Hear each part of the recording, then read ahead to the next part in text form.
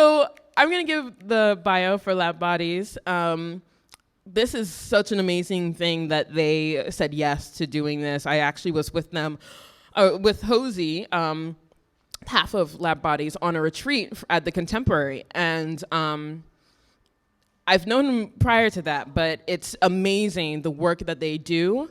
They just had a show at Space Camp on North Avenue, Artist Review, right? And again, just amazing work. Key to really engaging the community in conversations that I think we should all have. And so, yeah, I will give a bio and I'll let the doctors come in. So, LABBODIES, it's a nomadic performance art laboratory based in Baltimore, Maryland, and is under the direction of Dr. H. Corona and Dr. A. Pinkston. LABBODIES creates opportunities for performance artists to exhibit their work. The vision of LABBODIES is to establish Baltimore as an international performance art hub through a series of weekly, monthly, and annual performance art programs and festivals. They envision a Baltimore where performance artists live, work, and thrive with the assistance of fellowships, project grants, residencies, travel awards, and exhibition production that supports the needs of live art. LABBODIES has been commissioned by a number of places, including the BMA, the Baltimore Office of Promotion and Arts, BOPA, Artscape, Light City, Station North Arts District, Bromo, to create their signature interactive events. They were named the Artists to Watch by Baltimore Magazine this year, woo woo, and Baltimore Style in 2015, and they were known as the best mad scientists by City Paper. That may scare you, shouldn't. The theme is weird, so get used to it. So without further ado, doctors.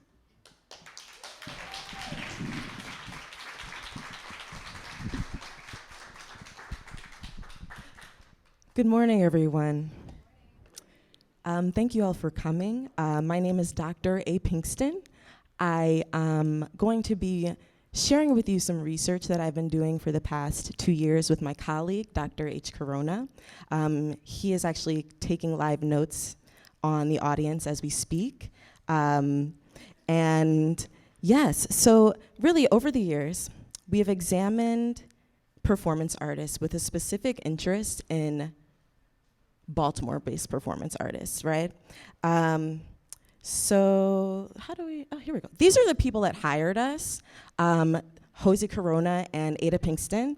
They are the senior executive officers of LABBODIES, and they are the multimedia specialists. And they hired us to do this research because they were particularly interested in the concept of weird and how that plays a role in performance art. And so I'm just going to present the findings again that we have. So Ada uses historical text as a foundation to create her work. She uses her body and installations to examine the relationship that the past has to the present. Her performances examine the audience-performer relationship in particular, and the statistical findings demonstrate that 9 times out of 10, the audience was not necessarily entertained by the performance itself. However, they were intrigued by the installation that is around her. So the artwork that surrounds kind of plays a role in the performance itself. So 40% of the time, the audience left the performance with an uncanny feeling and demonstrated awkward body gestures. And the frame is an element that she uses very often in her work as a way to break down the barrier between the audience and the performer. And this frame kind of sheds a light on that barrier that exists. And because the frame stands between the two, it kind of problematizes that barrier because it's not clear who is framing who, right? Is it the performer or is it the audience? And some people respond well to this extra prop Some people respond well to that, but some people kind of leave the performance feeling awkward, like they don't know how to respond to having this frame in between them. 60% of the time, especially when they try to, 60% of the time the audience actually really tries to engage this performer in a conversation, an actual conversation when they're performing. And when this performer does not talk back, they also feel weird. Because usually when you walk up to a person and attempt to talk to them, if they don't respond, that's an awkward feeling that someone has when someone tries to talk to you, and it's just weird, right? So these are some more examples of her work. And I'm just going to flip through and move on to the work of Josie Corona. Now, Josie Corona examines the construction of whiteness and the invisibility of the other. He uses plastics and fabric to create sculptural costumes and installations. And the work also investigates the invisibility of the other, particularly the other in the context of contemporary American society. So oftentimes, I found in my research that 50% of the audience feels like examining whiteness is weird, and I did some actual studies that really, this is true, 90% of the time, truly, honestly and truly, 90% of the time, the audience was entertained. They were entertained by these performances that examined whiteness. But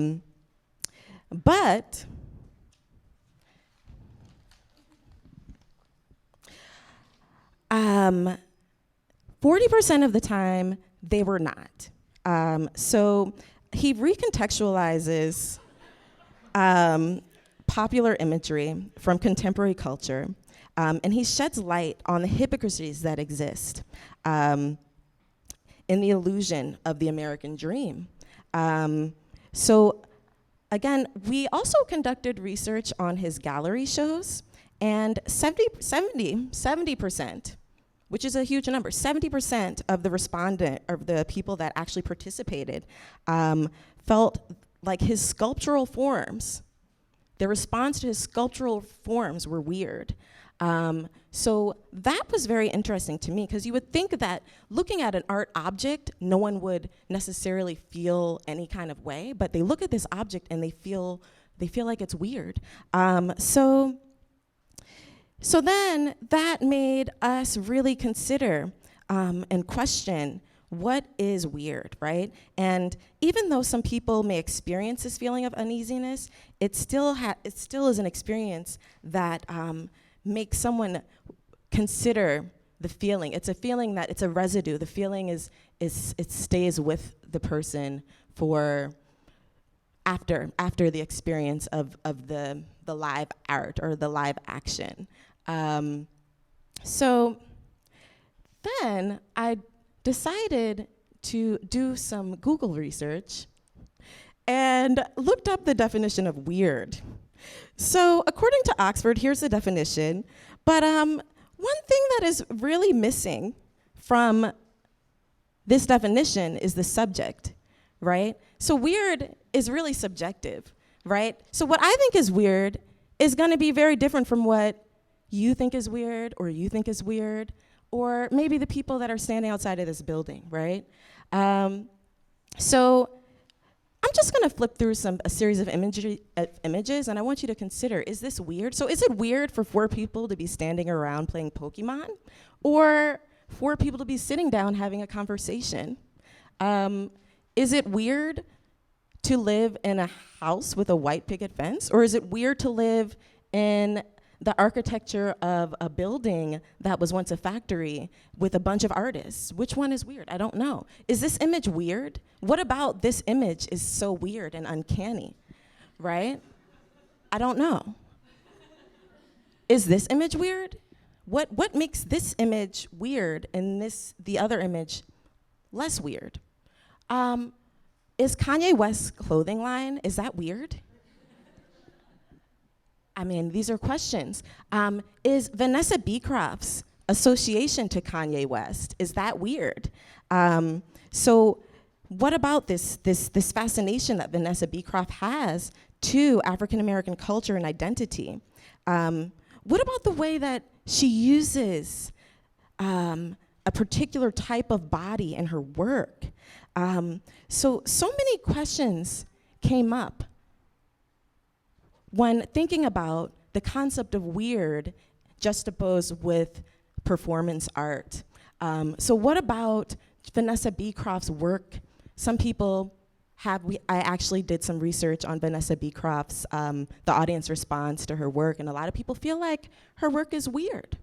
And what is it, why? What exactly about her work is weird? So again, I asked the internet again, and I was like, well, let's see, if we were to look at the collective consciousness of Google image searches of weird, what would come up?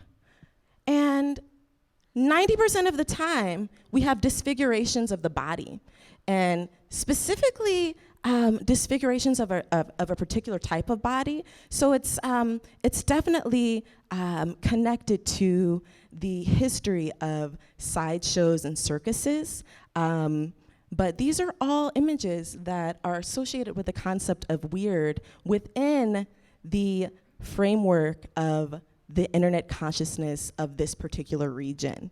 And then here we are looking at weird art. Weird art is usually associated with surrealism.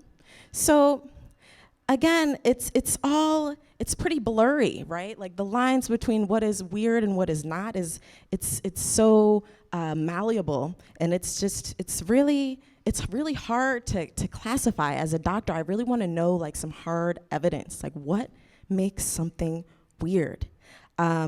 So for years, the manual that published the American Psychiatric Association, which lists all classifications of mental disorders, included homosexuality as a mental disorder that is not normal, okay? So in 1973, the weight of empirical data coupled with a shift in social norms, right, changed the DSM-3. So now the DSM-3 does not include homosexuality as a mental disorder, right? Today it doesn't, but up until 1986, there was different variations that included LGBTQ experiences as a mental disorder. So then that means if the American Psychological Association considered at one point that dystonic homosexuality was a mental disorder and was considered weird, then that really demonstrates the fact that weirdness varies. Weirdness it changes and it's subjective. Weirdness is subjective. It changes over time according to who you are, according to where you are, according to where you were born, and what experience you've had over time, and is in direct conversation to what is normal. So Dr. H. Corona is going to come up and share a little bit of his research about what is normal right now. I'll let you take the mic.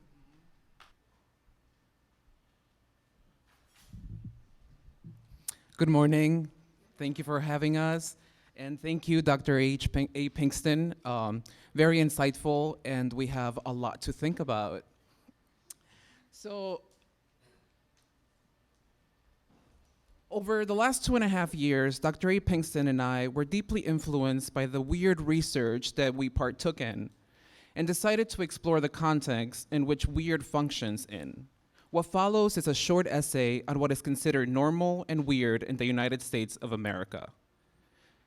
In the United States, or rather, the United States has been publicly diagnosed with amnesia.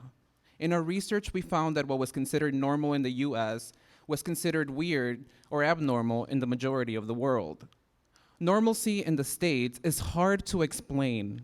It is fear-inducing, mysterious, strange, eerie, spooky, uncanny, odd, dreadful, and horrific. What follows are examples of both normal America and weird America. So what exactly is normal in the United States? Well, for one, the culture of rape is rampant, and it is prevalent throughout the entire United States, and it's often encouraged by the strategic intimidation and silencing of survivors and their stories. The construction of the white race in the United States is the law of the land. The hierarchical white racial power structures are imposed on the whole citizenry. Real wars across the world at any given moment in time are some of the most normalized occurrences in the United States.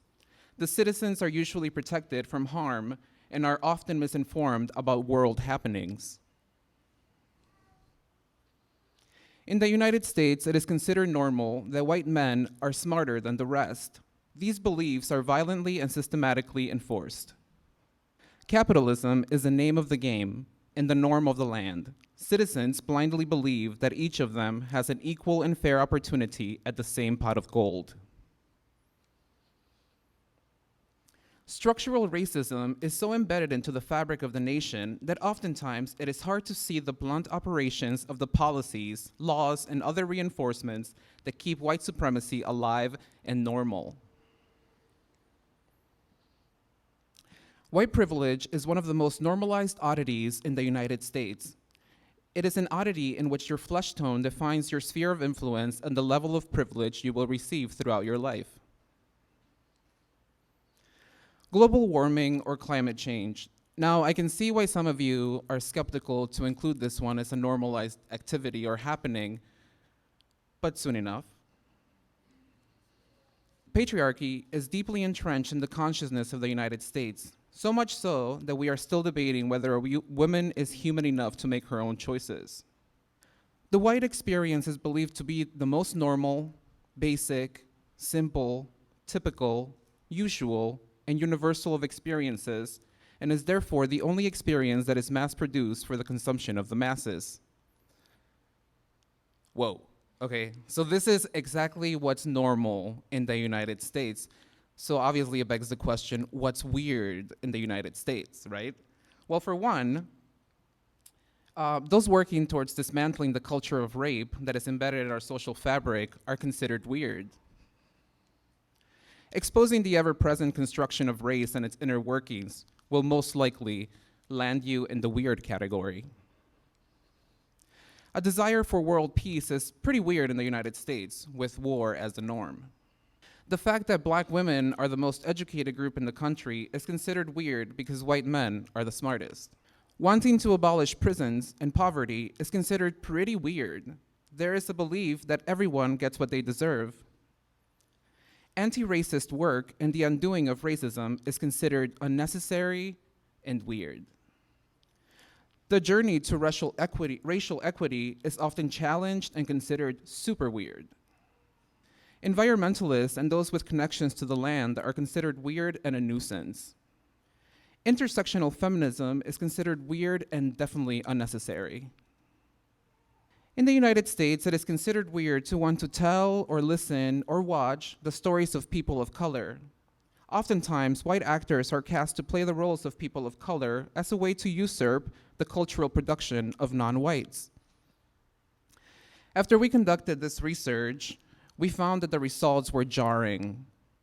And we realized that we wanted to live in a world where systems are malleable and transparent, where what's weird is nurtured and regarded with the merit of possibility and the hope for real-life solutions. So here at LABBODIES, we have made it a point to embrace everything weird, as it aligns with the values that we want to produce and repeat. LABBODIES is a performance art laboratory based here in Baltimore, Maryland, like Olivia mentioned. We create opportunities for performance artists to exhibit their work, oftentimes a weird art form. By those who are not familiar with it, means that there's very little space to show this type of work and encourage positive dialogue. So over the last 2.5 years, we've done a great job of diversifying the Baltimore art community, as well as orchestrating international performance art festivals, gallery shows, group shows, as well as Baltimore-centric performance art reviews. And I will pass it on to Dr. Ada.